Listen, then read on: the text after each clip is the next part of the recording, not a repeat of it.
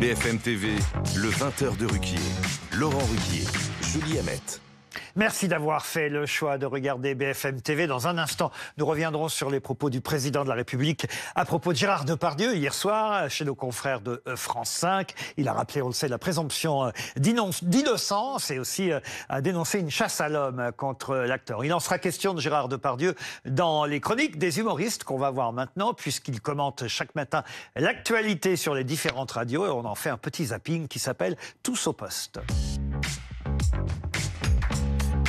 Bon, vous vouliez dire un mot sur la démission d'Aurélien Rousseau, ministre de la Santé? Alors, vous savez, moi je déteste me vanter, je ne suis pas Alain Duhamel, mais quand même, je l'avais annoncé dans ma chronique du 31 octobre, on va réécouter l'extrait. J'essaie de pas trop m'attacher, car l'espérance de vie en poste du ministre de la Santé est plus courte que celle du hamster. Voyance ou génie, j'ai envie de dire un peu des deux. La démission de Rousseau du ministère de la Santé. Absolument. Franchement, je sais pas si j'arrive à réaliser. Plus qu'un séisme, c'est un Armageddon du ticket modérateur. Là. On vient de perdre le Kissinger de la carte vitale, le PPDA du frottis, l'Elvis Presley du toucher rectal. Franchement, comme le dit le dicton populaire, quand Rousseau s'en va, on perd tous le créole qui danse en toi. Mardi soir, il y avait 7 ministres qui menaçaient de démissionner, puis 5, puis 3. Puis finalement, Aurélien Rousseau. Jusqu'à hier, on ignorait son existence. En moins de 24 heures, le mec, c'est devenu Jean Moulin, quoi. Alors, je l'imagine trop en réunion avec les autres ministres frondeurs. Allez, j'annonce ma démission et vous faites pareil, ok? Vous êtes où? Et là, il y a Clément Beaune qui dit non, mais pars devant, je vais te ralentir. Si le président voulait compliquer la régularisation des sans-papiers, il y avait juste à la confier à Jean Castex. Effectivement, nous devons nous occuper de l'immigration incontrôlée dans notre pays. Désormais, chaque ressortissant malien, sénégalais, mongol, vénézuélien, canadien et togolais titulaire d'un permis de conduire délivré dans les dom-toms et en République démocratique du Congo, sinon ça n'aurait aucun sens évidemment, puisse obtenir les allocations familiales à partir du 2e enfant masculin dès la 37e semaine d'activité en Indre-et-Loire.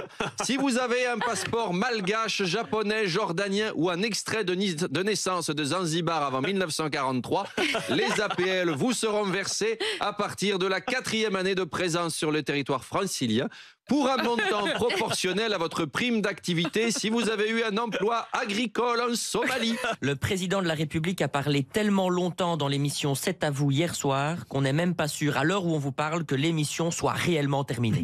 J'imagine que vous avez regardé Macron dans C'est à vous, ou plutôt C'est à vous dans Macron, puisque, oui, sage décision avait été prise de faire ça en terrain éditorial neutre, à l'Élysée. Tout ça, on était bien. L'interview, vous en doutez, a été pugnace, un niveau de contradiction que de mémoire de journaliste, on n'avait pas vu depuis le Fréquence Star de Laurent Boyer avec Céline Dion. Et ce petit cadeau bonus qu'on n'avait pas vu venir, la réhabilitation de Gérard Depardieu, qui fait la fierté de la France. C'est bon, Eric, il est clean, on va pouvoir se remater la chèvre sans rougir. Le choix de C'est à vous, bien sûr, a été très commenté. En même temps, à la même heure, il y avait TPMP. Alors, bien sûr, Macron a débattu avec Trump et Poutine, mais il n'avait pas forcément envie de se confronter aux questions de Gilles Verdez et de Moundir. Bon, c'est un choix. Après ce qu'a dit le président de la République sur Gérard Depardieu, le musée Grévin va ressortir la statue de Gérard Depardieu. On va la remettre à côté de Landru, qui lui n'a jamais bougé. Merci à Bernard Mabie, à Charline Vanhoenacker, Arnaud Demanche, Guillaume, Gaspard Proust, Philippe Cavrivière, Mathieu Noël, sur les grandes radios chaque matin. Ils nous font rire, que ce soit RTL, Europe 1, France Inter ou RMC.